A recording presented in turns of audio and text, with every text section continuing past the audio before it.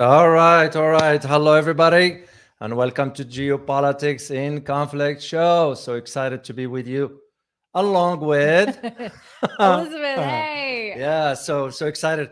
Of course, after being away, where we did the last one from overseas, The last yeah, one from which was overseas, right? crazy with the lighting and the sound and the noise, and it's so nice to be back home, and it's so nice to be back in the studio. It So is. Well, that's part of being right I in know, isn't that exciting, the guys? Anyway, we're so excited to be here, and we're gonna resume our regular schedule, like we Mhm. talked about. We will be doing well. You know more. You can tell them more than Well, you know more so than me because you're the one who organizing it. it's true. So first of all, it's really great to have you back in the studio, guys. I Yes, bet you guys missed David. I know that the sound and the lighting for some of his videos were a little rough, but that's what happens when you're when you out in the field. yeah, That's that's a true. pretty normal, important part of being out and figuring out what's going on. And David was we were a couple of places, and then David ended up in Africa. So we have a lot to share with you guys Yeah. from being in some of those places. And But speaking of that, before I interrupt you, sorry, yes, we're gonna do special live for our viewers, yeah, just for sort of an update about the whole trip and all that. yeah, So, that's a how great about that, idea. guys? Would you like that? If you do, just leave an answer on the chat box if you like us to do an update about the trip. So. Well, and everybody, please let us know where you're from. It's Oh one yeah, of yeah, our yeah, yeah, favorite yeah, yeah. things. Yeah, I always like that one. So yeah, we're gonna resume the our schedule normal. We're gonna be doing live Twice twice a a week. week. Yeah, So twice a week, Tuesdays guys. and Thursdays at this exact same time, Time. we're going to be doing live streams. We would love to hear from you guys about what you might want to see. Yeah. We have a Twitter and we have posts on these comments. Please check us out. David has a Twitter. I have a Twitter. Let's see. David, you can tweet David, or you could tweet our show, and let us know what topics you want us to cover on these live streams weekly, because it's really important that we cover the things that you guys really want from us. So we want to have that dialogue with you guys to be able to Yeah. do that. Yeah. So you can see below on the screen, these are our Twitters. So So yeah, reach out that's to what we're us. gonna be doing. So we'll resume the live streams, and also because we decided that will be the most important thing is to address the most current issues that's taking Right. place. Yes, I know sometimes it takes time too because for us we have to verify the information and the accuracy of it. So before we launch into anything, I want to say something. If this is your first time landing on this channel, please make sure to subscribe because that's the only way we can move forward. And your support means a lot to us. And on behalf of the entire team, I say thank you all for your continued support. As a matter of fact, I saw Osiris the Great already put a Yeah. sticker. Okay, Thank you, let's Osiris. see if I can find it. There it Yeah, is. I saw it. Say, I keep my eyes open. Thank you Yeah. very much, Thank you so Osiris, much. for your Thank you super all, sticker. guys. We truly appreciate it. So, also, we want to make one quick announcements here before we launch into this. Is about the upcoming course. Yes. We have a great course. Actually, I'll let you talk about it because you're the one who's organizing it. So we have a course that David is going to be the primary teacher on.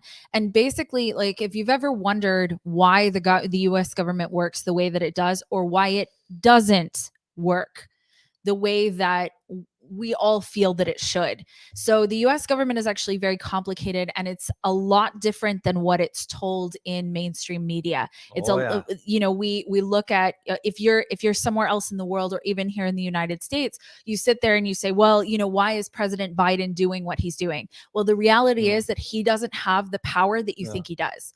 And so David is going to do a really deep Yeah. dive into what is going on with the United States government. Why is it behaving the way that it's behaving? Yeah. So that hopefully you can put context to what's happening in the world. So if you want more information about that, we have a free newsletter. Yeah. Make sure to subscribe to that, please.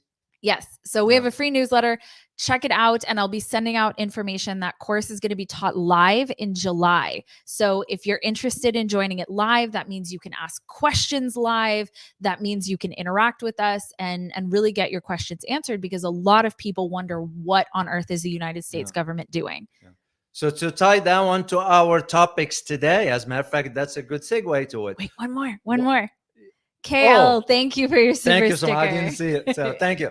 To add just to that one is the reason why the government behaves. It's like what we're going to be talking about today. Absolutely. Why the heck is the government is going all the way to the Taiwan Strait and navigating over close to China's border? So those are the things we're going to be talking on the show here for live. But in the course, we're going to be dealing with issues like that. So let's dive into our topic because, and later on, we'll go back and check where everybody's joining us from. Love it. Let's talk about our topic of the day. And it's because it's very important for you guys to truly put this within the context of a global security, and there's a reason why we decided to do this. We decided to do this one because of the changes that's taking place right now in Asia. Right. And there are a lot, and we're going to go in steps one at a time. This way, we won't overload our viewers with so much information. We just kind of break it down some. So basically, the whole issue started with the USS destroyer going across the Taiwan Strait. Would you like to see that happen? Oh, let's see that. So the U.S. Navy released a video of this happening, and we have that video here. This is from the AP. So let's check out this video. Let me add it.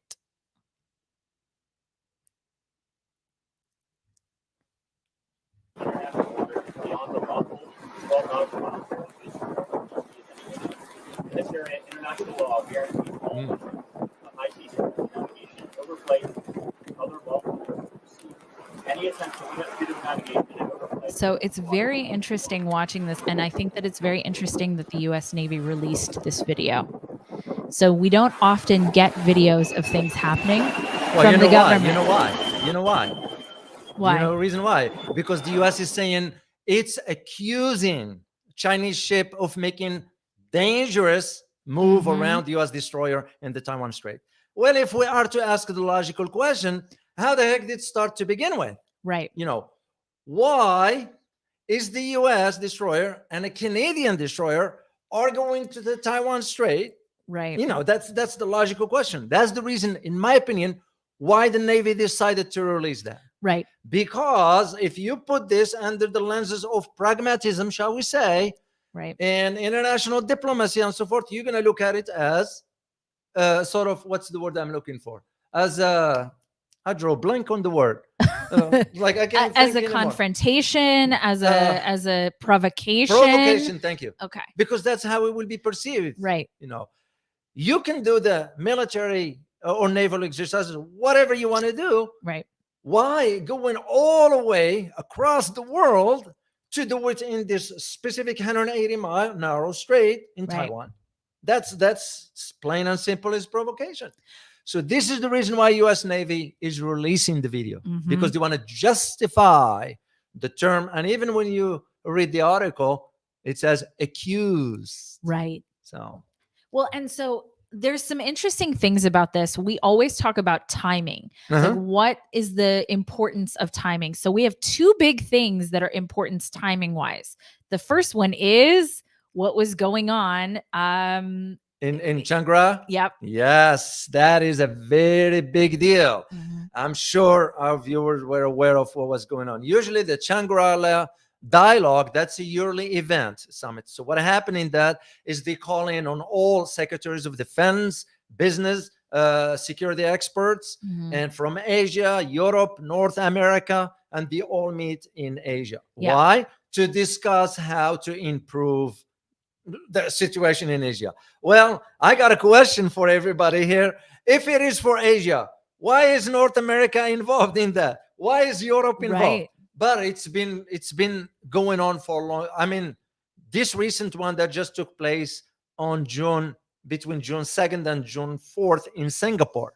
First of all, you're going to ask yourself, why Singapore?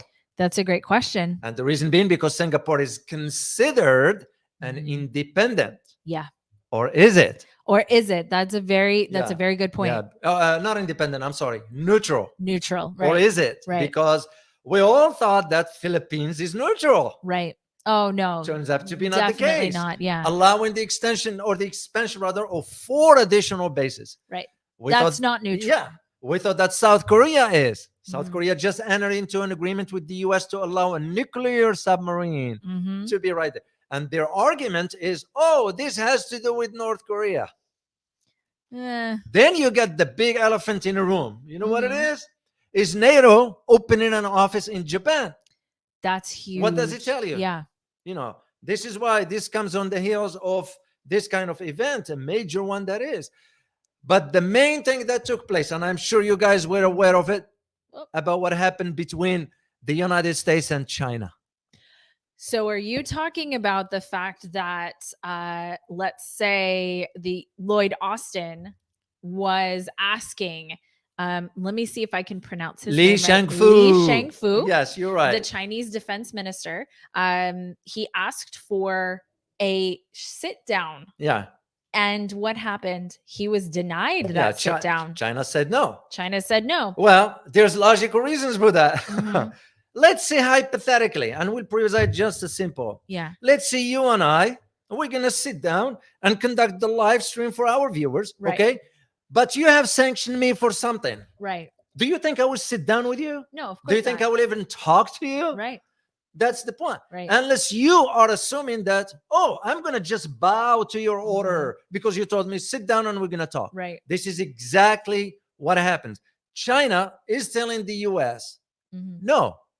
But that also sending a quiet message to the not only the Right. US, but the rest of the world. Right. And the message is, as a geopolitical analyst, Mhm. the message that I see very loud and clear is that you, the West, you, the US, you, whomever, you Mhm. need to sit down and talk with us, Chinese, on an equal footing. Right. And that's something we're not willing to do yet. Well, and I completely agree. If you're looking at Yeah. it just from a human behavioral standpoint, Yeah. when somebody says no in this capacity, they offered a cordial handshake Yeah. and, that was that. But you really are looking at China saying, no, we are equal or on an equal footing.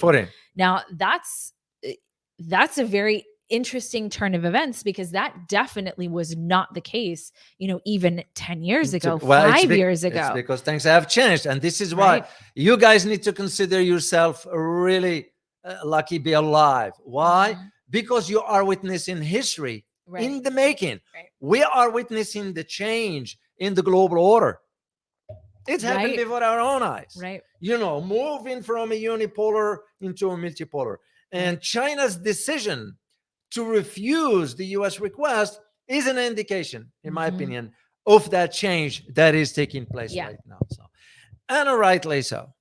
Because how would you expect or how would you feel a country is sanctioning you or Mhm. sanctioning some of your officials, Right. a country that is fueling tensions like exactly what we're talking about Right, today right.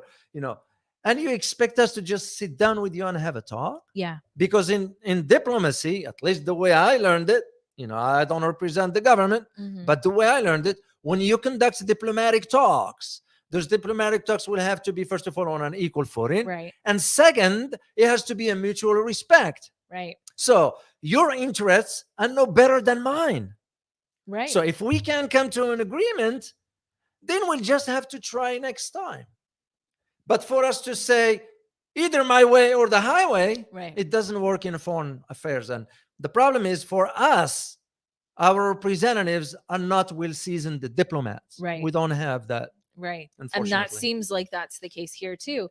And you're absolutely right. We're looking at a situation where now there isn't one power broker. But it is very interesting to look at what happened here because, both sides Mhm. are saying the other side did a dangerous thing or the other side did something wrong, right? So the United States is saying, "Oh, well, look at these dangerous maneuvers Yeah. that the Chinese ship did."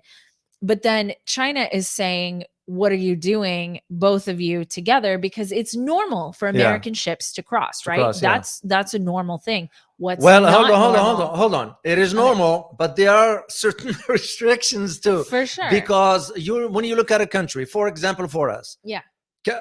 can a country, doesn't matter who, comes so close to U.S. The coastlines? Mhm. Yeah, they can, but within 12 nautical miles. Right. That's about it. Right.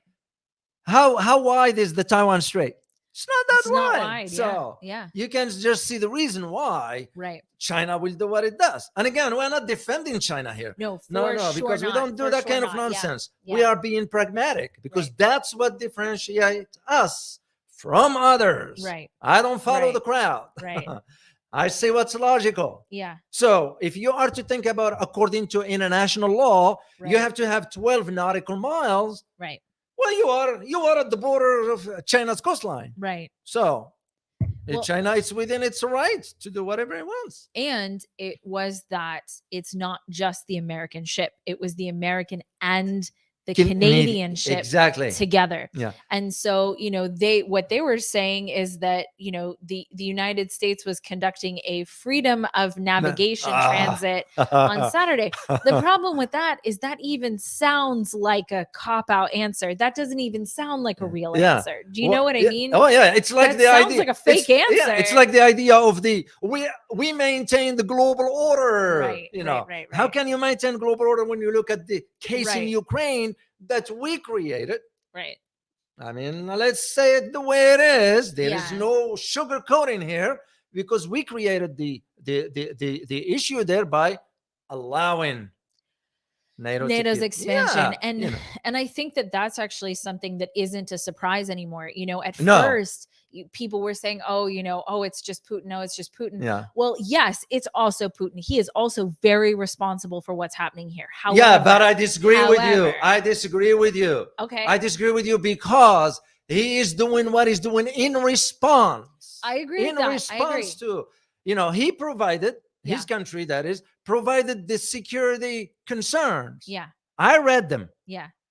and I present them to NATO even a month before. Yeah.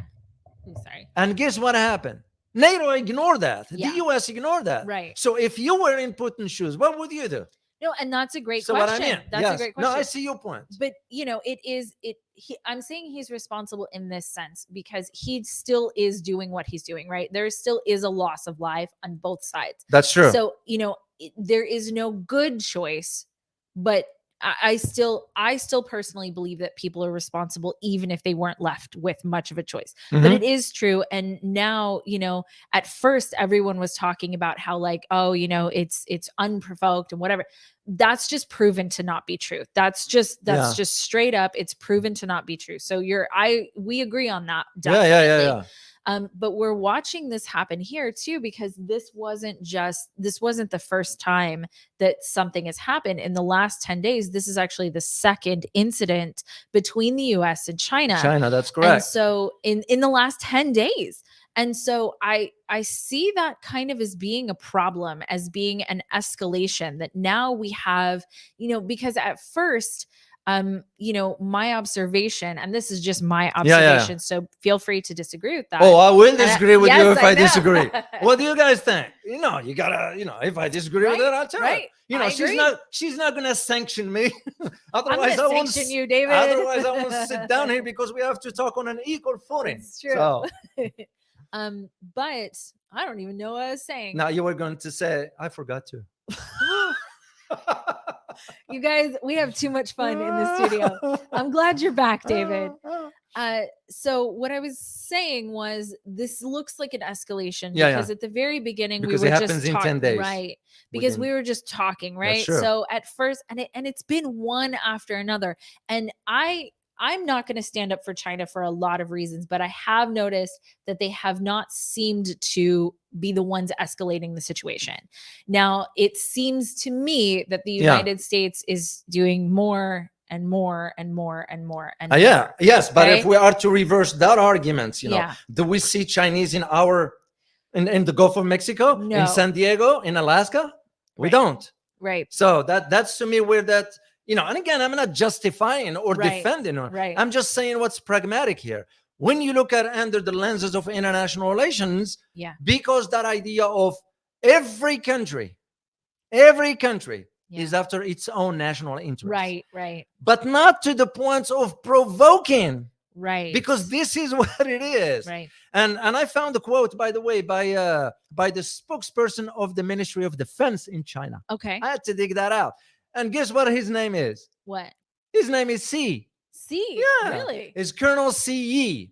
Okay. You know what he said, and he's the spokesperson of the Chinese Eastern Command. I'm sorry, not the department, not the defense minister of China, but rather China's Eastern Command, Right. because each Right. region in China has its own command. Right. So what he said is the following, and I quote here: "The countries concerned are deliberately creating problems in the Taiwan Strait, deliberately fueling dangers and maliciously undermining regional peace and stability." Yeah. End of quote. Yeah.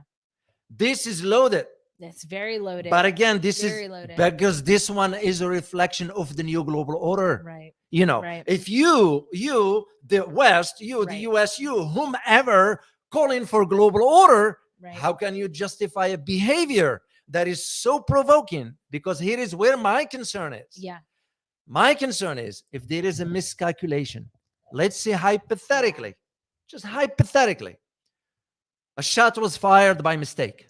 Right. What do you think is going to happen? Right. I mean, that's the beginning. That's it. Right there. That's the it. beginning. There is where my big concern is. Mhm. And when we say, and the reason why we talk, you know, on these topics like this is because we are noticing that our government is Yeah. not willing to take responsibility for its Yeah. own actions, putting us in danger. Right. Right. That is where my concern Yeah. is. Yeah. Average American, average Joe, average Jane might not understand these dynamics. Right. So they are left in the dark. Right. So the government, our government that is, Right. end up doing whatever, Right. but at the same time is putting us in danger. Right. You know, because here's the thing, you know, during the Shangri-La dialogue, Mhm. the summit, the Chinese defense minister, Li Changfu, you know Mhm. what he said? And I paraphrase here. He said that a conflict with the West, Mhm. he didn't specify the US. Right. You know what the term he used after that? What? Will be very destructive. Yes. So we Yeah. can all understand what he's referring to. Right. Because here is the problem that I believe Yeah. still exists in Washington. Yeah. You know what it is? What? The mindset still thinking that China of today is the same as China of 30 years ago, Yeah. which is not the case. Well, you know what? And I actually think it's in a sense that they're trying to use the same diplomatic Yeah. tactics. I don't know if you can really call that a tactic, but the same diplomatic tactics of, you know, China from 30 years ago, Yeah. while being concerned about the economics of China today. I see your Do you point. see what I'm I see your saying? point. So because, you know, even when we look at this Taiwan conflict issue, you know, I remember when Afghanistan and Iraq were, you know, especially Iraq, weapons of mass destruction Oh, and yeah. all of that, right? So there was the whole conversation about, you know, what was the reason that we were going to invade Iraq, you know?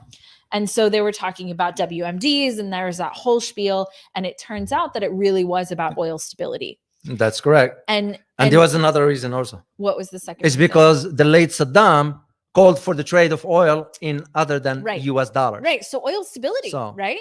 So that is correct. either it's the petrodollar, which if the US had lost the petrodollar at that point, Yes. we would have been in very bad shape. If we lose it now, we'll be in really bad shape too. So this isn't Well, we are about. I- Wait yeah, until I share with you what later on as we discuss this. Well, because that's a really important piece of information. If we lose the petrodollar, it's a very, very big problem for the United States. So, but China right now, Yeah. we did a couple of episodes on chip manufacturing and chip Mhm. manufacturing in Taiwan, and that basically Taiwan is in a very unique position that nowhere else in the world can produce chips to the quality and the speed that they do there. And the level. And the Because level, in Taiwan, exactly. they produced the 3 millimeters. Yeah, the smallest one. The smallest ones. Yeah. They have the infrastructure to do that. Mhm. They have the personnel to do that, and they've built up this industry over decades. Decades, that's correct. And so, not mainland China and not the United States can compete with their chip manufacturing right Mhm. now. The Mhm. United States is bringing over chip manufacturing here to the US, but we're not near the level that Taiwan is able to produce. And so when we're looking at how critical are Yeah. chips Mhm. in our modern day infrastructure, they're very critical. They're very important. Well, everything depends on chips. Right. Yeah. So we're not looking at an oil situation right now, but are we looking at the fight over chips, basically, the fight over economics, Yeah. not just chip manufacturing, but economics as a whole? But the idea of that also, you got to remember, something like this has also paved the way for China to reconsider its dependency on outside sources. Yeah. As a matter of fact, now, China, and I did check on this, Mhm. China is able and has produced the 5 millimeters Yeah. chip. They're moving into the 4. Yeah. They Well, are moving into that direction yeah. because they are realizing also where things are headed. Mhm. And I won't be surprised that within probably 2 years, Right. yeah, I'll give it that time frame, or Right. even a year and a half, they will be able to really, really hone in on the skill of developing the 3 nanometers. Right. You know, because they did that, for example, with the space Yeah. station. Yeah. You all Absolutely. remember when, Yeah. I'm sure you guys do, when the Congress passed a law during the Obama administration that they will ban China from access to the ISS, the International Mhm. Space Station. What did China do after that? They built their own. They decided to build their They own. built their own. It took them 1 year and 4 months. Yeah. The 3 marshals went up. Right. The space station is set. Right. And I'm not saying that it Yeah. was the right or not right Yeah. reason, whether the US's reasons for not allowing China were correct or not. Yeah. I'm not going to say that. Yeah. But it is creating, because you have to look at the unintended consequences of policy. It is something that most policymakers, especially right now, are very bad at. There is an Oh, yeah. unintended consequence. You know, we have unintended consequences from what happened over the last few years, where everyone stayed in their homes, and during the pandemic there were an enormous amount of unintended consequences from those policies. That's true. And like I said, Yeah, right yeah, or yeah. wrong, whatever it is, but you have to look at the entire data set. You can't just Yeah. look at the piece One that segment. you want. Mm. You can't just look at the piece and say, oh, well, this is the one piece and oh, it was Yeah. right and whatever. You have to look at the unintended consequences. So the unintended consequences of basically kicking China out of the ISS, the International Space Station, is that they went and made their own. And my question about Taiwan, and I would love your opinion on this, is if Taiwan didn't have chip manufacturing, would the United States be interested at all? I think they will still be interested. It's Okay. because of the strategic location of it. Okay. Because you're gonna have to think in terms of there's something in the world of politics or political Mhm. science that is something called, political geography. Yes. That's why they give that term. Yeah. So when you think about Taiwan's location is of Mhm. strategic, same thing with Philippines, but also because we have to think in terms, yes, we do have Guam, Yeah. but one thing about Guam is within reach of a Chinese missiles. Yeah. So Yeah. the Taiwan will be a very strategic. So even if Taiwan didn't have a chip manufacturer and stuff, we will still be interested somehow. Mhm. It's almost like what we did during the Cold War with Mm. Poland. And right after Yeah. the fall of the Soviet Union, what was the first business? What was the first order of business? Yeah. Is to ensure the admission of Eastern European into the bloc. Yeah. And first one was Poland. Yeah. So I Yeah. see the same scenario here, except that when you mentioned earlier about the policy, the Mhm. problem is we don't have a policy. Yeah. That is the problem. Yeah. We just reacting to events because you don't have qualified Mhm. diplomats or foreign policy experts that truly Yeah. put the interest of the country. Oh, for sure. No, For sure. because as you know, for us, any politicians who react to something is just for the next elections. Yeah. I mean, Yeah. you look at it Oh, right now, I know. as I we know. speak. There is a trip by the Secretary of State, Mhm. Anthony Blinken. He's heading out to none other than Saudi Arabia. Uh-huh. Why is he going to Saudi Arabia?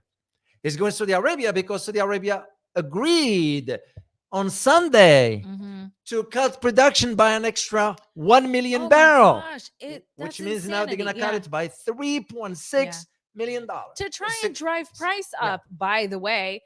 It's very expensive here already. And there are many places, especially in the Western world, where it is Yeah. very expensive. Please, it doesn't need to be more expensive. Please. Yeah, but you think please don't about be it. more What expensive. led to all this? Right. It's our failed policies. Right. You know, we pushed Europe into whatever. Mhm. And this is now where I see the concern. Yeah. You know, as one who studied about Asian security issues, I remember I had that during my master's degree. And once we get to the PhD level, you have to focus on the international security aspect. And Yeah. Asia was one of the blocks that we had to study Yeah. to understand what the ramifications. And even back then, I used to see, I was seeing this coming since So- 1992. One of my favorite stories that you tell is the one where you tried to tell your higher ups that you wanted to learn Chinese. Do you remember? Oh, yes. Yes. Would you be open to sharing that story? Sure. Okay. Sure. The way it happens is I got a phone call from the Pentagon Mhm. at that time. So it was just as soon as I graduated, finished graduation and all that. So Pentagon called and it's like, hey, we want you to become an intelligence officer in the U.S. military. I said, sure. Why not? You serve your country, right? Then I Sure. said, sure. But here is what I'm interested in. I'd like to go learn Chinese. Mhm. They're like, what? I said, I want to learn Chinese. Yeah. They said, why? I see you don't see what's coming, do you? Yeah. And right there, I realized the long-term vision doesn't exist. This is why a reflection of our policies here. They are not long-term strategies. Yeah. They're just short-term. Yeah. So, and that was way back. And I said, you don't see what's coming within 25 years, do you? Yeah. And the guy, it thinks it just went over. And I had lunch with the guy. It was an officer from the Department of Defense at the time, and we talked. And I realized, no, he's not getting what I'm talking about. Yeah. You know, and I end up, I didn't stick to my guns, as we say. I should have, because I always wanted to learn Chinese. Yeah. But it didn't work out at that time. But just to me was a reflection of Yeah. how short-sighted, Right. Can you just imagine you would have learned language by now? And given my academic background, I would Yeah. understand how to put this within the context of the Chinese Right. culture, foreign policy, or Asian security for that matter. Mhm. And this is the shortcoming we have in Washington. And that's what prompted us to talk about those kind of topics, Yeah. because when we speak, yes, of course, we speak for ourselves, but at the same time, we are the voice for those who will not know how to express that Right. or understand these dynamics. Right. It's because what our government is doing is putting us all in danger. Yeah. A conflict with China Right. or a conflict with Russia Yeah. are no small matters. They're not. And it was one thing to have a conflict with, the Afghanistan. Afghanistan or Yeah. Iraq. Do you know what I mean? It was one thing to have a conflict with them, but to have a conflict with China. So you were talking about Chinese Defense Minister Li Shangfu during the Shangri-La. Yeah. One of the things that he said is, quote, "It is undeniable that a severe conflict or confrontation between China and the US would be an unbearable disaster for the world." Exactly. And I actually think that's true. Yeah. I think that it's not just the United States, and it's not just China at risk here. It's the entire world. No. I mean, you're looking at the two biggest superpowers clashing in some very serious ways, and I think that ultimately the whole world loses in that game. And those who think that, because there are those who say, oh no, that will be a conflict over there. Forget about it. We will feel it right here. As a matter of fact, I wrote an article back in 2016, if I'm not mistaken, somewhere around that time, in which China was testing some type of missiles. And guess what? Yeah. That missiles could be launched in the Pacific that will target Hawaii. And we all know what will happen when you create tidal waves. Yeah. Hawaii will be gone. Yeah. Oh, yeah. So just, and again, I'm not saying this to scare anybody. Right. All I'm saying is to put it on the table for understanding the ramifications of it. Right. And this is why a conflict in that region, it's not going to stay limited to, it's going to go outside. And the sad part is that who's going to be first? Yeah. It's going to be Australia. It's Yeah. going to be Philippines. It's going to be Japan. It's going to be South Korea. Mhm. Those are going to be put first because the US is not going to have enough Yeah. troops to put on the ground. So they're going to put. Well, and especially right now, we have a decline in Oh, people yeah. wanting to Yeah, sign we up for do. the U.S. military. I mean, understandably so. With the military's policies over the last few Yeah. years, I understand completely why that's Yeah, been well, the because case. there are many. I talk to veterans. Mhm. We talk. I'm a veteran Yeah. myself. At least the time I was in was a different time. Right. There was a reason why you will. I mean, now you ask somebody, you go in military, it's like he will say or she will say, why? Mhm.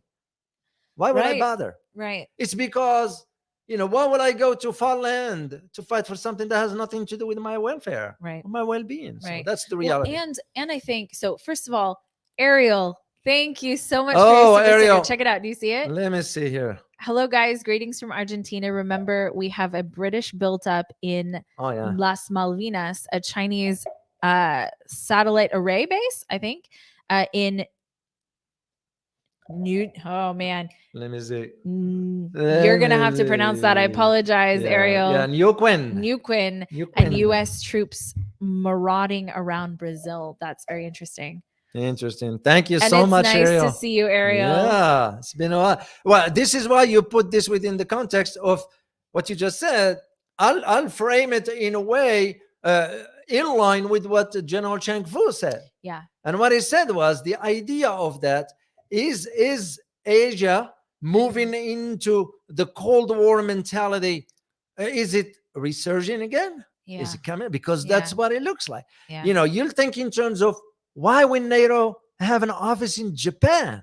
Right. You didn't do it 15 years ago. Right. You didn't do it 10 years ago. Why all of a sudden you're interested in having an office in Japan? Well, and give me your opinion on this, David.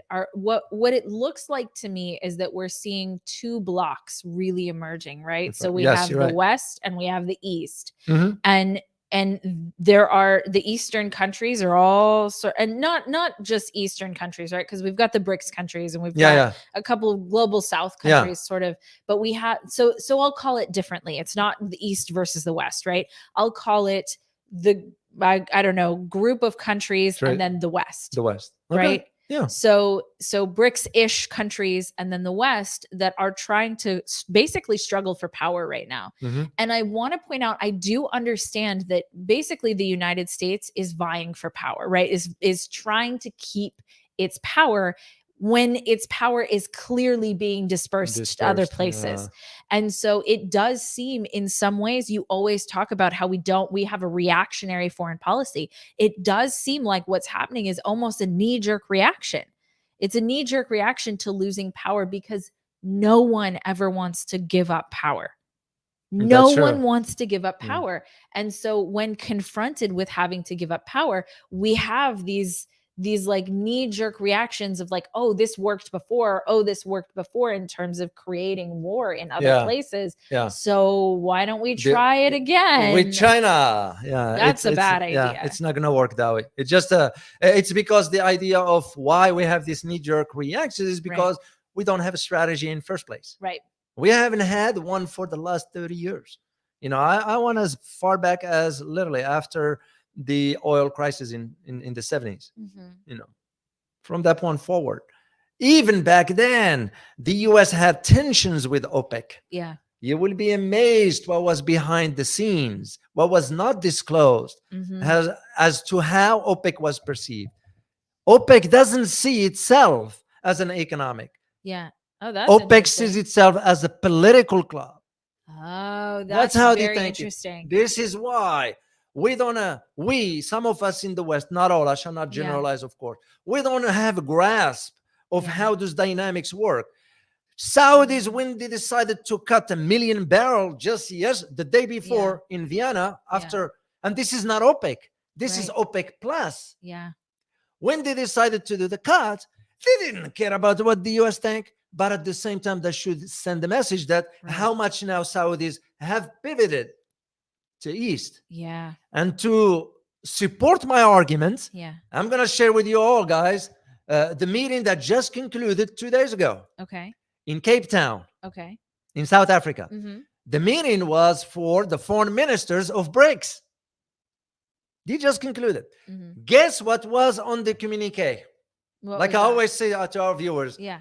if you always want to learn something about how global affairs and geopolitics and so forth, Mhm. read the communiques of the summits or meetings Yeah. and all that. That gives Yeah, you an yeah. idea. You know what was in their communique? 2 key points. One of them is to find alternative to the US dollar in international trade. Yep. They didn't say bilateral trade. They said international trade. Yep. And second one is that the world does not need unipolarity anymore. The world is shifting. Yep.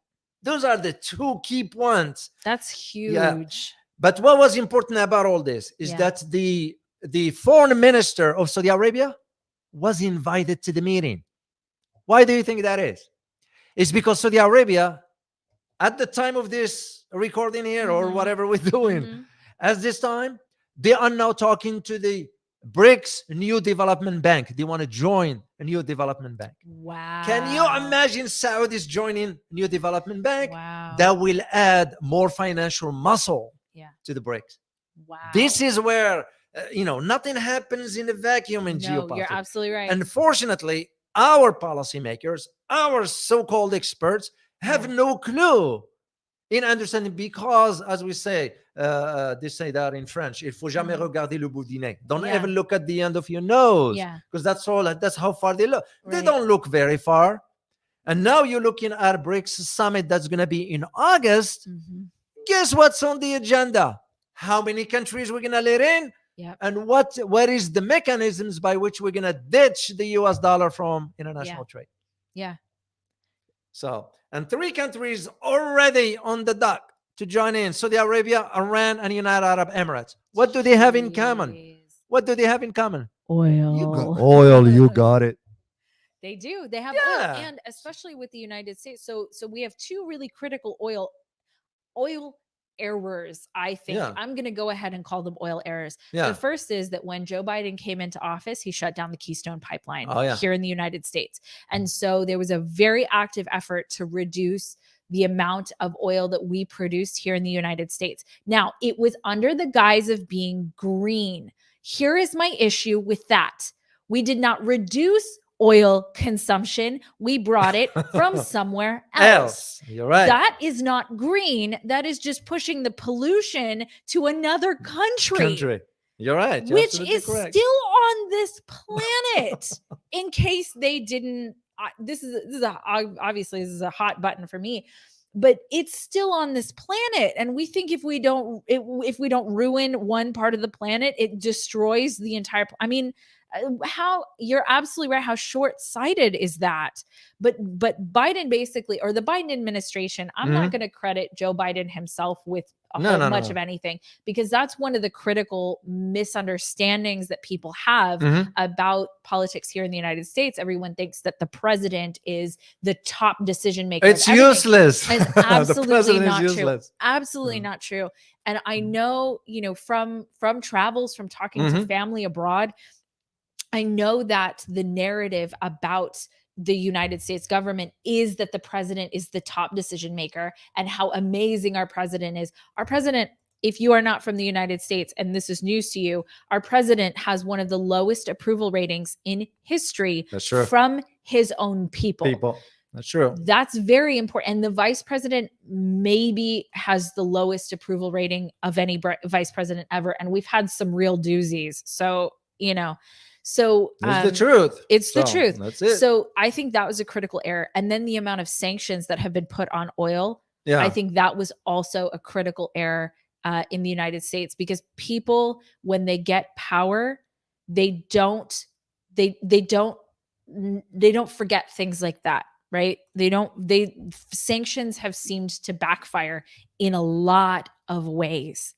And so if as the Saudis join the BRICS, that's a really big problem, because the BRICS is actively trying to replace the US dollar, actively trying. And a few months ago, remember, it was thing after thing after thing. It was a coordinated attack on the US dollar as reserve currency. Well, we abused it. Right. We abused it. Absolutely. So what do you think country is going to do? You think about it, just for example, in a relationship, whatever, Will you stand for abuse? No, and No. you shouldn't. Same You thing. shouldn't. Same You shouldn't. thing. You know, we weren't smart about managing Right. being a hegemonic, you Right. know, superpower. Right. We could have maintained that. With great power comes great responsibility, Exactly. right? Isn't that the Superman quote? With Yeah, great you're power absolutely comes great correct. responsibility. But also, you could have cooperated with Right. other countries while maintaining your so-called dominance. Yeah. Instead, we end up abusing. You look at it, just what happened last week. Yeah.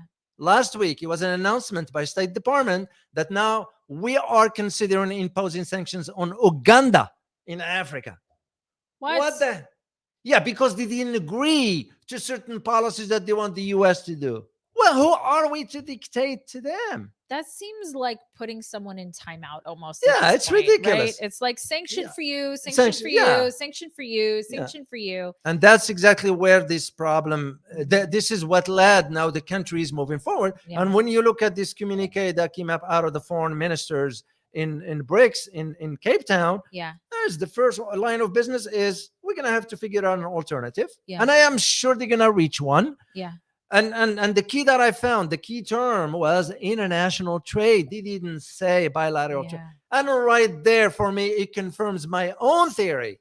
And the theory is that the new geopolitical landscape or Yeah. the global system is going to be based on economics, Yeah. not on ideology. Yeah, absolutely. That's the way I see it. You and I are in total agreement. Yeah. And it's interesting actually to watch that change.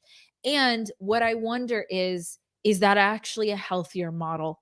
Is it healthier to look at, because my hope is this, because, you know, the majority of the world lives in poverty, right? I think it's like 3 billion people or something live in some version of abject poverty around the world, including here in the United States. We have a large population of people who are either in poverty or homeless, On the verge, right? Yeah. Or on the verge, right? of- Our middle yeah. class has been shrinking to basically, if you want to live well, you have to be upper class basically, Yeah. or you're lower class, right? That's what's happening.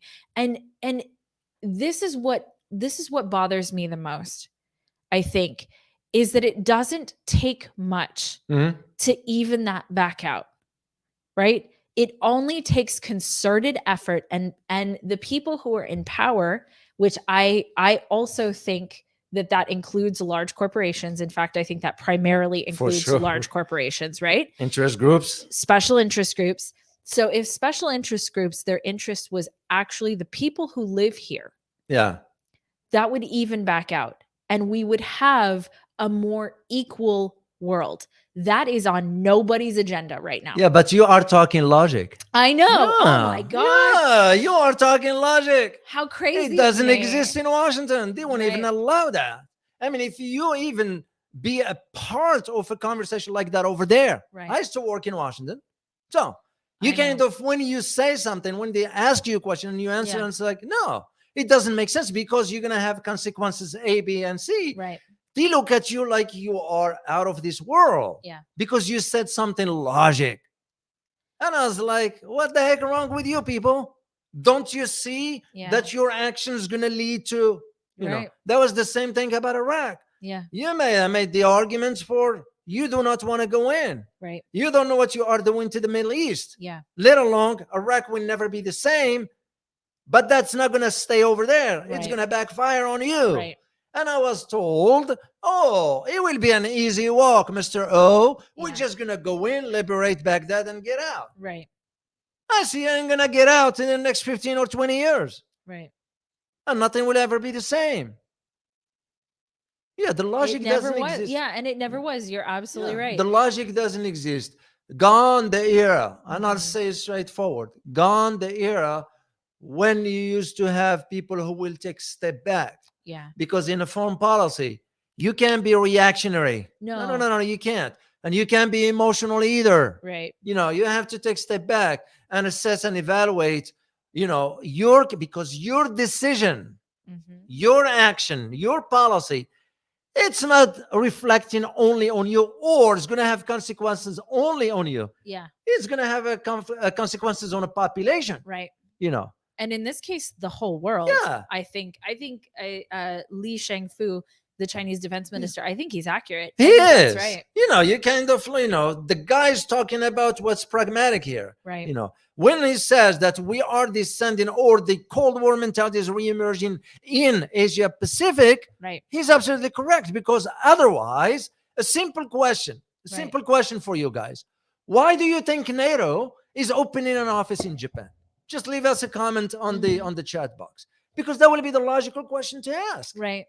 That If is a very good if it question. isn't for reemergence of a Cold War, then what the heck are you doing there? Right. The second question that becomes or loom large is, what is the mission of NATO to begin with?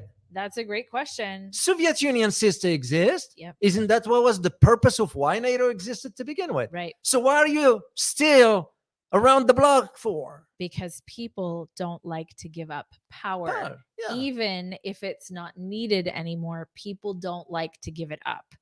It's an actual phenomena, right? Yeah. Like when people get a little bit of power, if you guys have ever seen this in your bosses at work, so this is a human behavior thing. So check this out. So have you ever had a boss at work, or have you ever had somebody, even a colleague who was on your level, and then they got promoted, and then all of a sudden they started acting different, right? Yeah. And they started trying to impose what they wanted on other people. Wherever you guys are in the world, we have these things called HOAs, homeowners associations, right? A homeowners association is a group of people, right? So you live in a community, and it's a group of people who have basically nothing else to do. Okay. So these are typically retired people. They have nothing else to do except go around and tell other people what they need to do with their own property. And if you don't follow what they say to do, they can actually take your house and your property from you legally. So it's a phenomena where if people have power, they kind of get drunk on it.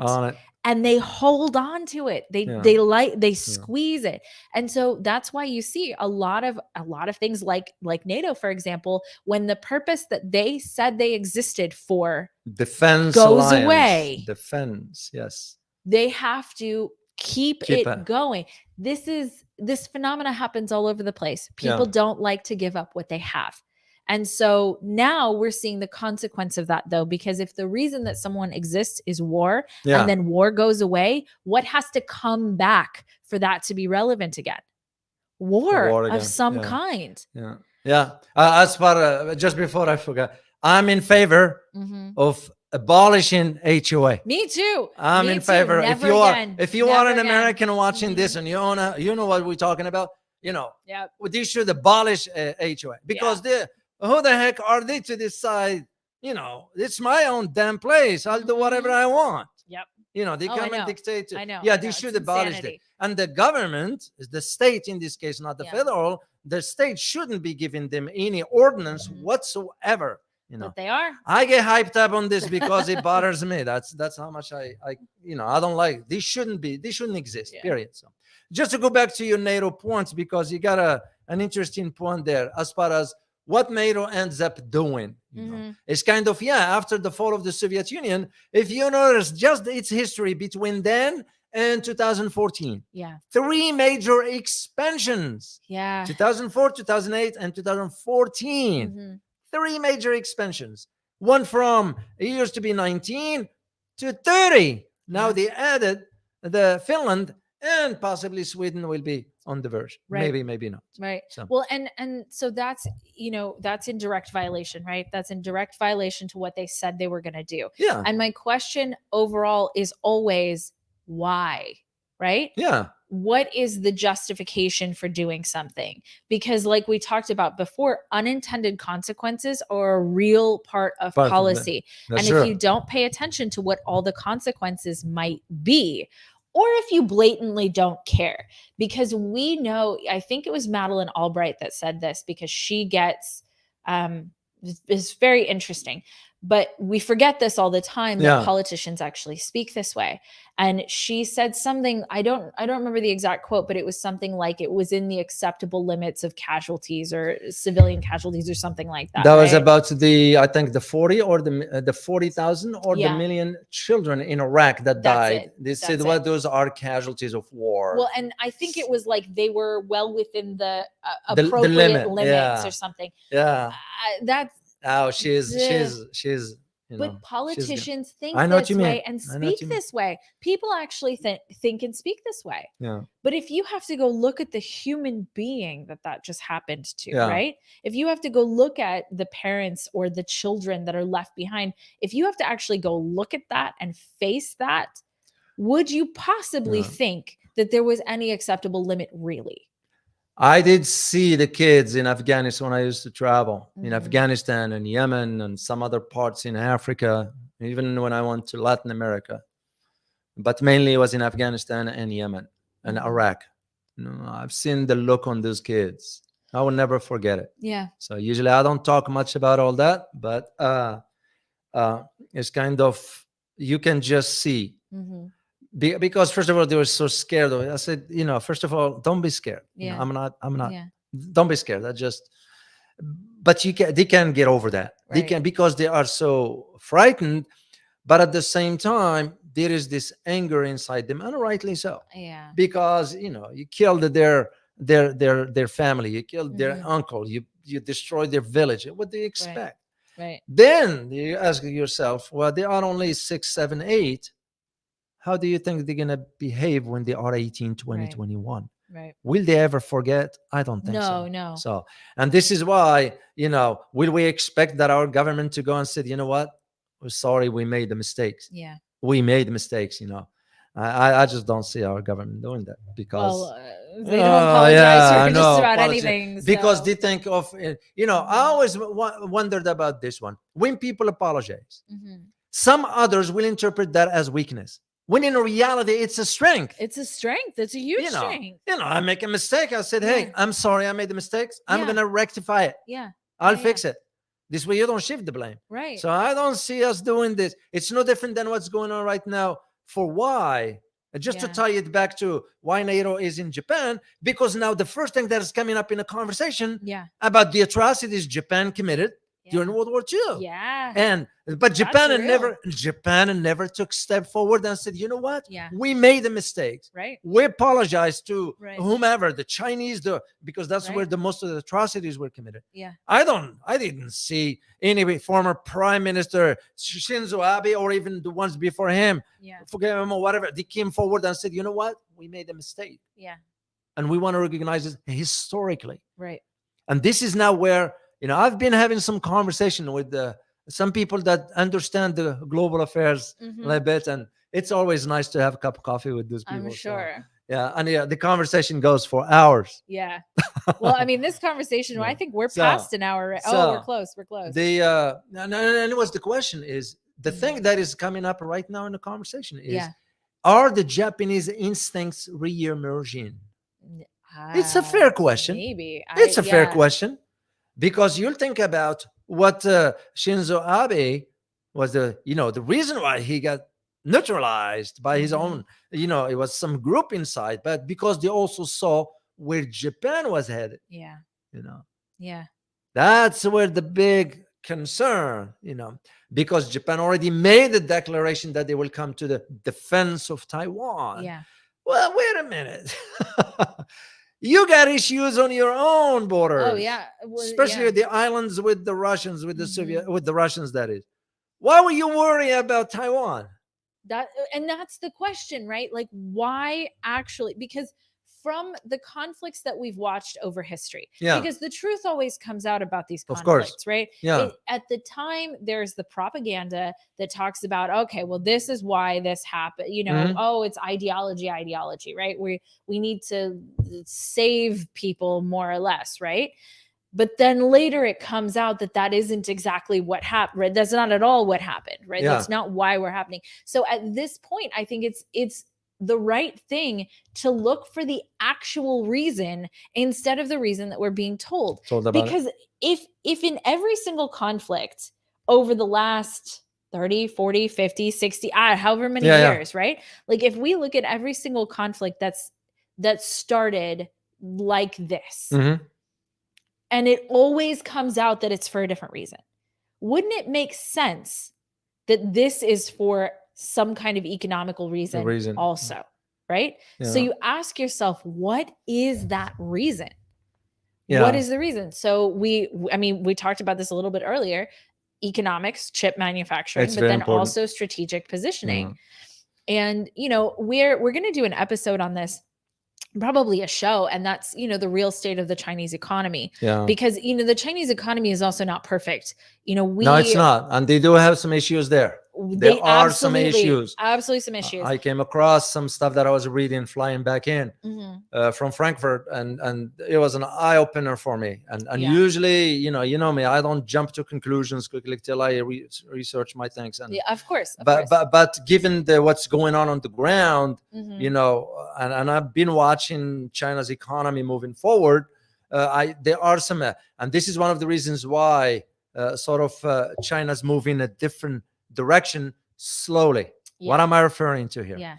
And I'm glad you brought this up. Before I'll get into this, before I forget, I need to talk about NATO quickly here. Okay. So with NATO expansion in office in Japan, Mhm. what is the name of NATO? The whole name. North Atlantic Mhm. Treaty Organization. Yep. North Atlantic. What the heck is going to Asia for? Right. That just coming quick. Because Yeah. there are those some asking this kind of, wait a minute, he's not supposed to be in North Atlantic? Right. What are they doing there? By the way, guys, we're going to take one question. Yeah. We are past the hour, but if you put question in the chat, I will look through it and find a question, and we will answer it. But please make sure to take a look at where they are joining us from. Oh yeah. So, later on. Yeah. But Sorry, guys. Where are you joining us from? If you're retyping this, I apologize. Yeah. I can't Sorry. scroll all the way to the top of this. Where are you guys from? Yeah. We would love to hear. No, I forgot what I was going to say. You were talking about NATO. No, after that. And why? China. Okay. The reason why I'm saying they're going to have to embark on a different change within their economy, not only because of course, the population. Yeah. It's getting older and so forth. Yeah. But that's not that. You look at what just happened on May 28th, to be exact. What happened on May 28th? China flew its first domestic aircraft, C919. Now, how that's going to impact the global aviation? Because who are the two main force in the global aviation? You got Boeing, and you got Airbus. Now you add China to the mix. Boeing and Airbus, I ain't gonna like that. But for China, is an opportunity, economically speaking.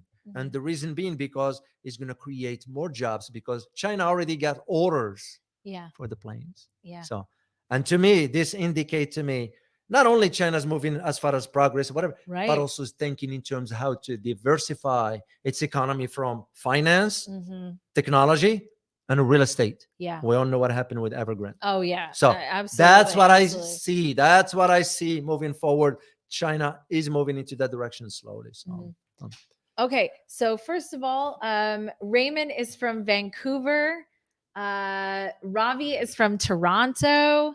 Alfredo is from Macau, China. Macau, wow. Jules is from Beijing. Okay, so here's the question, and I love this question, so this is the one I'm going to choose. That is Mi Li.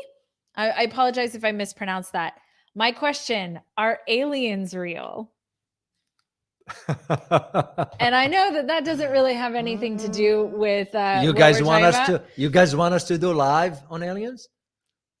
So leave the answer on there. Here's the short answer to that, right?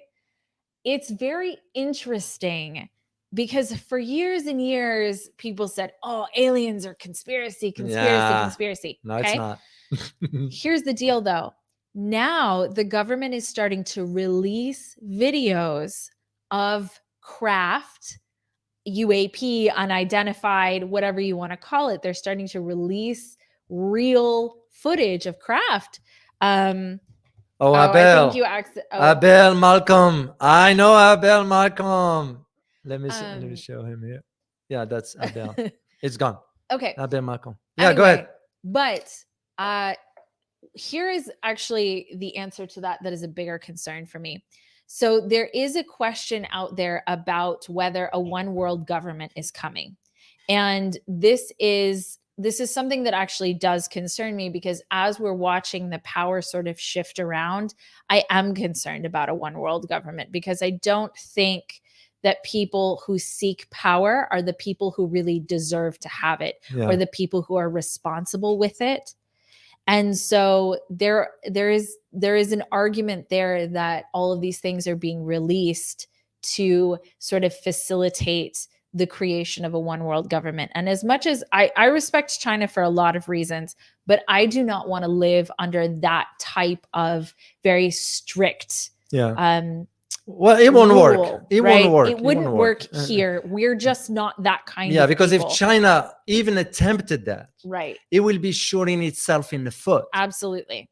And it doesn't make sense to me. They will really lose this kind of sense of direction and go into that.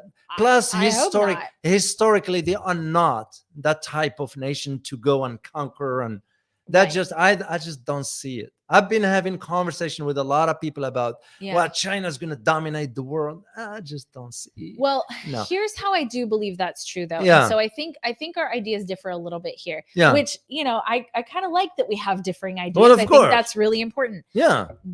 In my observation, there are two ways to conquer. Okay. There's war, violence, of course. physical conquering, Okay. and then there's economics. Okay. And this is always my argument, because if you step in and you own the infrastructure of a country, for example, let's say you own their ports, you own their roads, you own their factories, you own their manufacturing, you own their, you own the infrastructure of a company, you own their land. The United States, many other countries, you can't go and buy land if you're not a citizen. That is not the case in the United States. And so an enormous amount of the United States land is actually owned by foreigners, by foreign nationals that are not citizens. They're not American citizens. And a lot of land is owned by China. We have a lot of farmland that's owned by China. We have a lot of real estate, both in terms of homes and in terms of office buildings, are owned by other countries than China, but a lot of it's owned by China.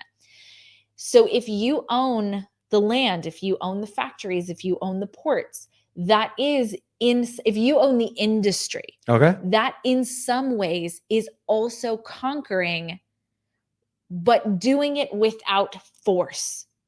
Hold on. How are they gonna take over an infrastructure if there was no agreement with that government?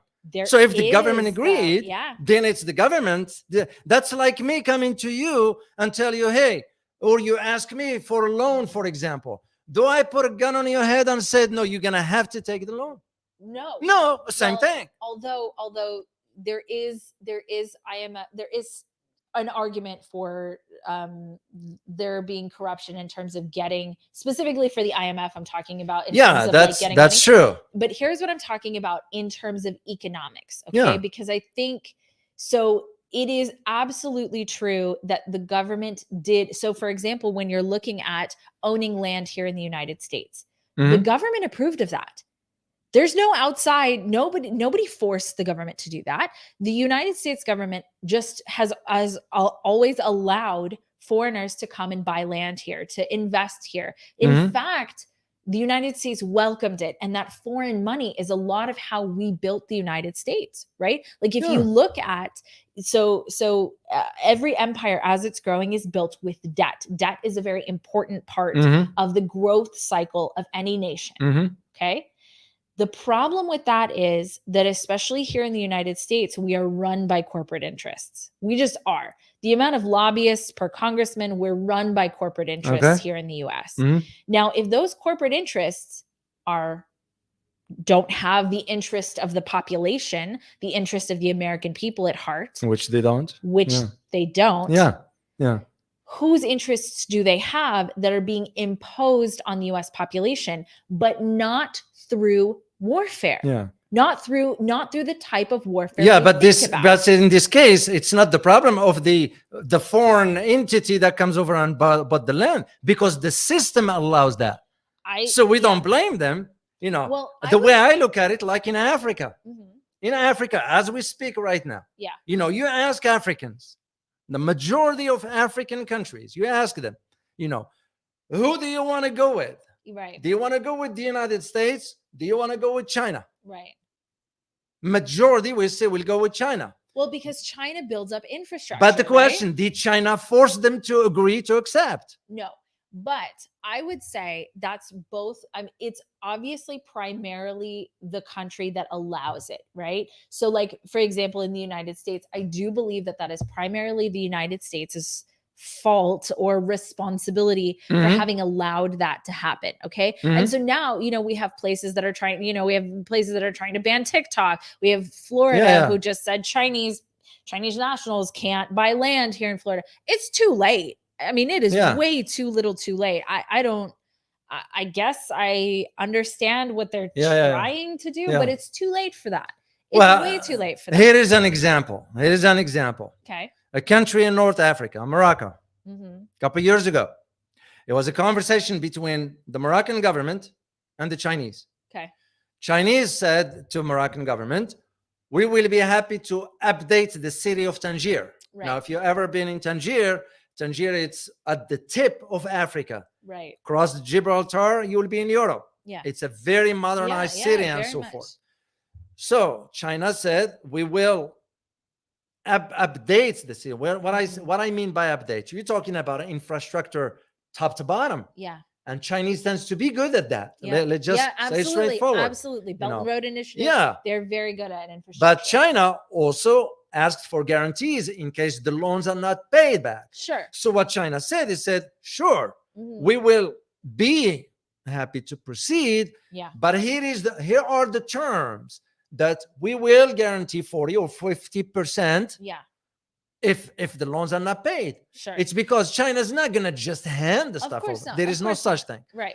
And guess what the Moroccan government, the royal palace at the time, made the decision? They said no. They said Yeah. no. The Yeah. king said no. Yeah. What did Chinese do? They said no harm feeling. Right. Thank you very much for the opportunity. Right. And moved on. Right. So my point in this is the country, the receiving end, will have to decide. Sure. So And I think that it was personally, I think it was actually a big mistake. And most other countries, you can't do this. Most other countries, you actually can't go buy land if you're not a citizen there. yeah, that's the system. A lot of countries are That's that the way. system how it's set up. So Absolutely. So the point is that they're gonna conquer the world economically. Well, it's a Mhm. growing power, first of all. Second, not every country is gonna agree to the system. I won't live Sure. under the system because Yeah, I'm not I was either. raised in a different system. Right. And I don't see the logic, the Right. rationale of why Beijing will ever think in terms of imposing its system on the rest of the world. It's just not going to bode well for China. Right. itself. I agree with that. Yeah, agree I with just that. don't see them. What Yeah. I do see is that how the world's going to be managed globally, geopolitically, is going to be through that venue of economics. And I Yeah. agree with you on Yeah. that aspect. Yes, there is one aspect of, if you want to control a country, control its Control finances. its money. Yeah, Straight I up, agree you on can that control aspect. it. You Yeah. can control it Yeah. with weapons and war. Yeah. Or you can control Yeah, it but with look at money. it right now as we speak. I You think know, both with are this, bad, by the way. huh? I think both are bad, by Yeah, the way. but look at it right now with the debt ceiling stuff. What's Oh my going on? God. Did Yeah. you know that we're trying to reach out to China to borrow more money? Yeah.